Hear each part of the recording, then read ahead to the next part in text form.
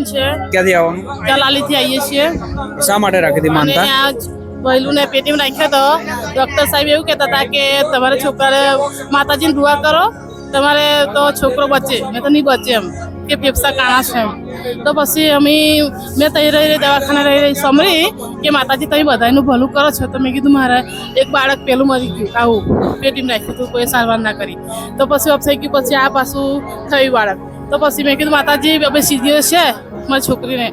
તો મેં કીધું મનમાં એવું થતું હતું કે માતાજી તકલીફ ના પડે એમને, એમ સારું થઈ જાય. હોવે તકલીફ ના પડે ને સારું થઈ જાય તો અમારે સારું શાંતિ મળે.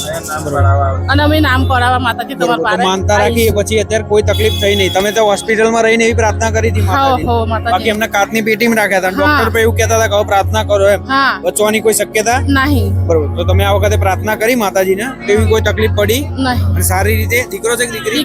દીકરો છે, નામ પડાવવા આવ્યા છે. દીકરો છે, બરોબર. એટલે આજે માનતા પૂરી કરવા, નામકરણ કરવામાં. કયા માતાજીની કૃપા? આપણે ખોખર મેલડી.